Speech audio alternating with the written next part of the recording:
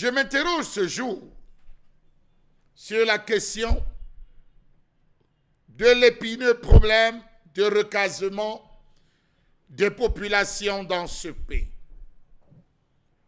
Depuis 1987, le Cameroun subit mieux, les populations camerounaises subissent des pressions, des déguerpissements, des expropriations à nul autre pareil.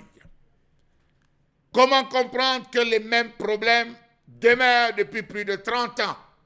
La question du recasement des populations. Comment comprendre que recaser les populations soit un sempiternel problème dans ce pays?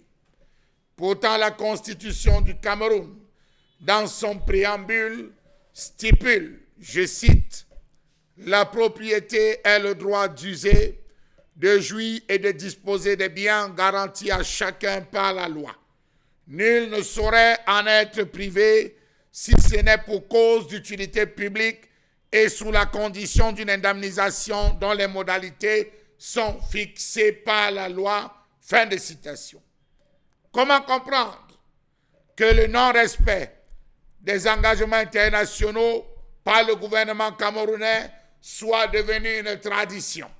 On va signer des conventions, on va prendre des engagements à l'international, mais jamais on ne les respecte. Le Cameroun est parti au pacte international sur les droits économiques, sociaux et culturels qu'il a ratifié le 27 juin 1984 et dont l'article 11, alinéa 1 stipule, je cite, « Les États partis au présent pacte reconnaissent le droit de toute personne à un niveau de vie suffisant pour elle-même et sa famille, y compris une nourriture, un vêtement et un logement suffisant, ainsi qu'à une amélioration constante de ses conditions d'existence. » Fin de citation. Comment comprendre, d'un, la non-application effective de la politique nationale de recasement, deux, l'absence de protection légale contre les expulsions, dispositif intégré dans la politique nationale de recasement et dont la plupart des textes inclus sont en vigueur au Cameroun. Comment comprendre que les principales mesures qui sont contenues dans ces lois et conventions ne soient pas toujours observées dans les opérations de démolition? Trop, c'est trop dans ce pays. On est fatigué des déguerpissements sans recasement. Souffrez qu'on oublie l'expression indemnisation. Savez-vous qu'à ce jour, des milliers de personnes sont de manière préméditée mises à la rue sans préavis officiel et sans aucune indemnisation?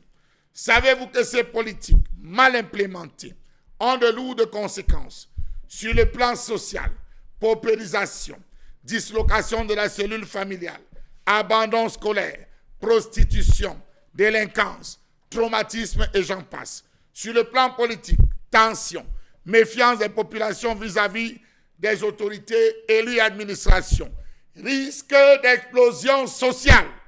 Sur le plan économique, déséquilibre économique, perte de biens, ralentissement de l'économie. Comment comprendre qu'on procède dans ce pays au déguerpissement des populations sans toutefois penser à leur recasement? C'est inacceptable. La gestion du foncier est l'une des principales causes de conflits au Cameroun. Ces conflits sont intra- et intercommunautaires ou opposent des acteurs divers revendiquant des droits sur la terre. Le cas de Tikolo est assez édifiant. Mabanda, le cas de Bonabo, le cas de Bonaloka et j'en passe, on peut en parler. Comment comprendre que les carcérations des autorités en charge des indemnisations des populations n'ont jamais réussi à faire reculer le mal? Au Cameroun, on déguerpit d'abord avant de réfléchir à indemniser, avant de penser recaser. Pourquoi aller poser la question à la présidence de la République pour comprendre? C'est incompréhensible de ne pas premièrement recaser les populations victimes d'expropriation. Exproprier pour cause d'utilité publique, on peut comprendre. Mais exproprier pour un projet commercial, plus difficile, pilule difficile à avaler. Monsieur le Président, pourquoi ne pas mettre en place une commission dotée de personnes honnêtes dont l'objectif serait de réaliser un audit de la propriété foncière en analysant les titres fonciers portant sur de grandes superficies, au-dessus de 10 hectares en zone rurale et au-dessus de 3 hectares en zone urbaine pour vérifier leur conformité avec le droit en vigueur au moment de leur établissement. Réaliser un audit de concession foncière pour l'agro-industrie afin d'analyser leur conformité avec la législation et leurs obligations contractuelles. Réaliser un audit de toutes les rétrocessions des terres du domaine privé de l'État vers les communautés ou les transactions ayant porté sur le domaine public. Réaliser un audit du domaine public pour analyser le respect de son intégrité. Dresser un inventaire de toutes les expropriations pour cause d'utilité publique n'ayant pas donné droit à une liquidation de tous les droits dus aux victimes.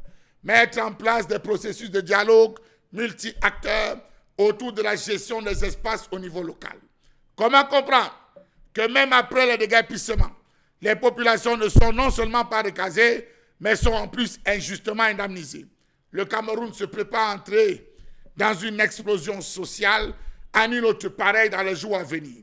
Comment comprendre que cela se fait sans respect des droits humains et dans le déni des engagements qui ont été pris? À chaque situation, les populations subissent des violences inadmissibles sous le prétexte fallacieux du développement économique. Comment comprendre la malice de l'administration partant du sommet jusqu'à la base qui, elle, se bat toutes les fois à transformer des terrains de collectivités en terrains relevant désormais du domaine privé de l'État? Pourquoi l'État du Cameroun n'établit-il pas un titre foncier sur ces terres? Question. Savez-vous qu'avec ces 45 ans d'âge, parce que datant de 1974, la loi qui gouverne la terre dans notre pays est plus vieille que 87% de la population, 87% de cette population exclue de l'investissement. Aujourd'hui, on a déguerpi, on est content, mais celles, c'est-à-dire les populations déguerpies, elles dorment à la belle étoile, elles n'ont rien reçu comme indemnisation, elles n'ont rien reçu comme lopin de terre pour se reconstruire, même en matériaux provisoires. Elles espèrent le changement. Un changement qui, j'espère, un jour pourra venir. Mais pour le moment, disons-le avec des mots simples, casser c'est plus facile que construire.